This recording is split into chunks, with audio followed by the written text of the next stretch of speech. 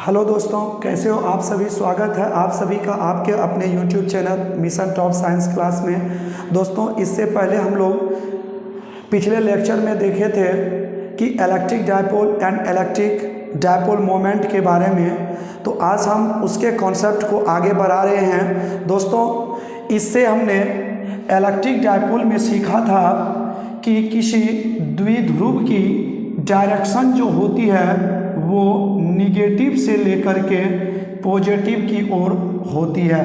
तो electric dipole जो होती है वो दो समान परिमाण वाले आवेश और जो प्रकृति में विपरीत हो और वो एक दूसरे से काफ़ी अल्प दूरी पर रखी जाती है, तो इस व्यवस्था को हम लोग विद्युत द्विध्रुव के नाम से जाने थे।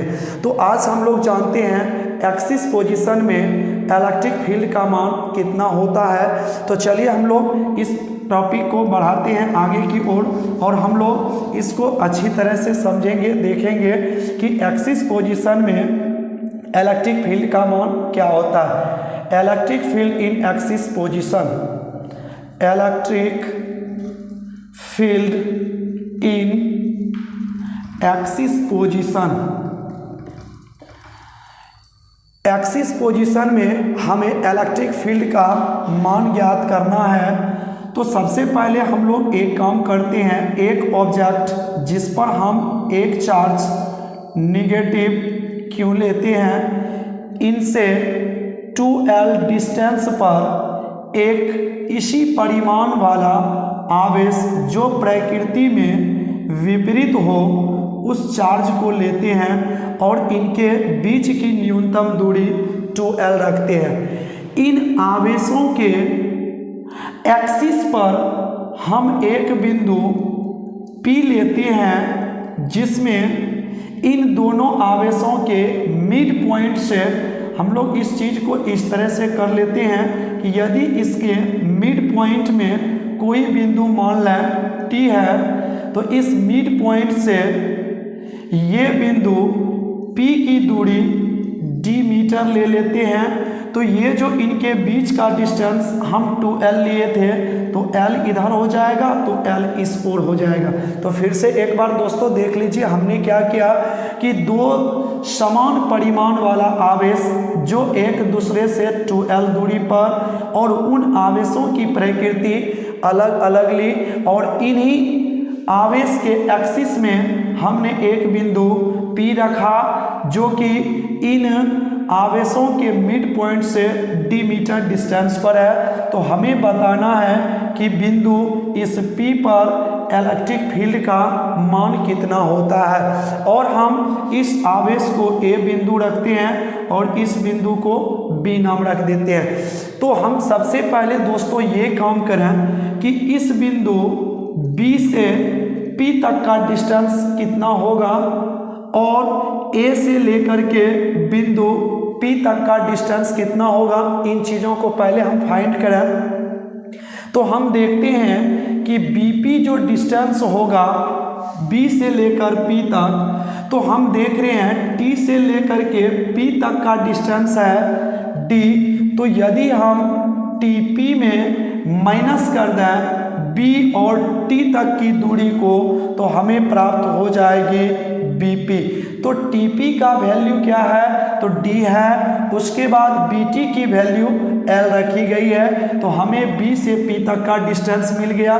ठीक इसी तरह A से यदि हम P तक का डिस्टेंस निकालें तो हमें प्राप्त हो जाएगी AT और T से लेकर के P तक का डिस्टेंस तो मालूम ही है, तो AT और प्लस कर देंगे T से P तक, तो हमें मिल जाएगा L प्लस D। अगर हमें डिस्टेंस पता चल गया तो हम लोग सबसे पहले क्या करते हैं कि इस पॉजिटिव चार्ज के कारण बिंदु P पर कितना इलेक्ट्रिक फील्ड उत्पन्न हो रहा है इसका वैल्यू पता करते हैं। तो B जो है बिंदु पर प्लस Q आवेश है, तो यहाँ बिंदु P पर कितना इलेक्ट्रिक फील्ड उत्पन्न होगा उसके लिए हम लोग EB रख लेते हैं और इसका मान हो जाएगा 1/4 पाई एप्सिलॉन नॉट Q बटे आर स्क्वायर होती है। तो आर स्क्वायर बिंदु बी से लेकर के पी तक का डिस्टेंस हमें मिला था, तो डी माइनस एल का होल स्क्वायर, इसको हम लोग इक्वेशन नंबर फर्स्ट रखते हैं। ठीक उसी तरह से एच बिंदु पर जो माइनस क्यू चार्ज है, इस आवेश के कारण बिंदु पी पर कितना इलेक्ट्रिक फील्ड हो रहा है उसको लिख लें। तो ई ए इक्वल टू हमें प्राप्त हो जाएगी 1/4 पाई एप्सिलॉन नॉट। तो यहाँ चार्ज माइनस क्यू है, बट यहाँ से लेकर के यहाँ तक का डिस्टेंस हमें है डी प्लस एल या एल प्लस डी रखी हुई है, और इस पर whole square. Equation number second, यदि हम नेट इलेक्ट्रिक फील्ड निकालें एट पॉइंट पी, तो हमें प्राप्त हो जाएगी E equal to E A plus E B. तो दोनों को हम ऐड कर लेते हैं। तो ई ए का वैल्यू हमें मिला है 1/4 pi epsilon naught minus Q bar D plus L का whole square, plus E B का वैल्यू है 1/4 pi epsilon naught plus Q by D minus L का होल स्क्वायर। यहाँ कुछ कॉमन हमें मिल रहा है, तो हम कॉमन को बाहर कर लेते हैं, ये क्यू भी बाहर आ जाएंगे, तो अंदर बचते हैं। ये पहले पॉजिटिव पार्ट को लिख लेंगे, तो डी माइनस एल का होल स्क्वायर, माइनस में बचेंगे 1 माइनस डी का होल स्क्वायर। तो यहाँ से हम इस प्रोसेस को आगे बढ़ाते हैं। तो 1/4 pi epsilon not into Q, तो इसका एलसीएम हो जाएगा यहाँ से, ये सॉरी यहाँ प्लस होगा, यहाँ पर पहले ये माइनस है, तो एक यहाँ पर इसका भाग पॉजिटिव होगा।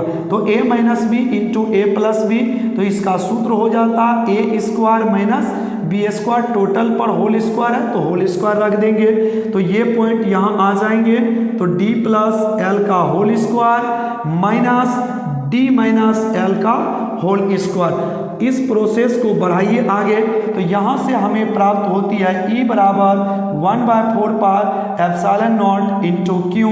तो यदि हम इन दोनों को सॉल्यूशन करते हैं, तो मेरे पास प्राप्त हो जाएगा 4Q into L divided by D square minus L square का होल स्क्वायर। यहाँ से दोस्तों हम लोग एक काम करते हैं कि इस अंदर वाले को कुछ हम अलग लिख देते हैं। तो यहाँ हम Q इंटू इसे हम लिख देते हैं 2L इंटू यहाँ पर सॉरी यहाँ पर D आएगा, 4DL प्राप्त होगी। तो 4DL को 2L इंटू 2D रख देते हैं। नीचे जो लिखा गया है D square minus L square, इसको कुछ नहीं करना है। तो दोस्तों इससे पहले हमने एक फॉर्मूला पढ़ा कि P इक्वल टू जो होती है वो Q इंटू 2L होती है।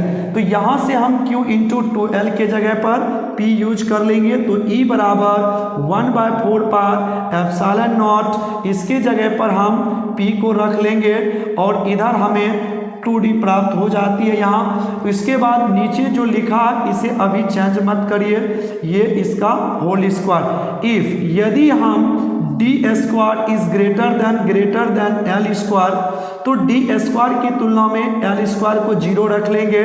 तो हमें E equal to 1/4 pi epsilon naught P into 2D by D square, तो पहले से है एक स्क्वायर और आ जाएंगे, तो इस पर पावर 4 हो जाएंगे।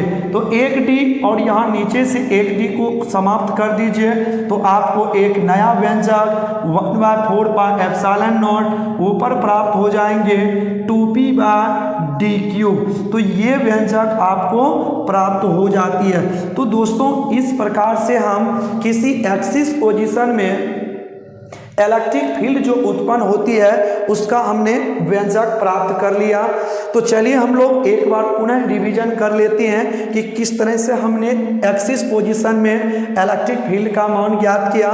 तो सबसे पहले हमने क्या किया, एक डायपोल लिए जिसमें एक वस्तु A जिस पर चार्ज है -Q और एक ऑब्जेक्ट B जिस पर चार्ज है +Q, और इनके बीच की दूरी हमने 2L रखा। इस द्विध्रुव के मध्य बिंदु से डी मीटर की दूरी पर एक बिंदु P लिया जहां हमें इलेक्ट्रिक फील्ड का मान ज्ञात करनी है। तो सबसे पहले हमने क्या किया कि B से लेकर P तक कितना डिस्टेंस होगा, तो उसके लिए हमने TP में माइनस किया BT, तो D माइनस L हो गई। उसी तरह से A से P तक की डिस्टेंस कितनी होगी, तो AT प्लस TP, तो AT का वैल्यू L और TP का मान D है। तो इस प्रकार से AP का मान L प्लस D प्राप्त हुआ।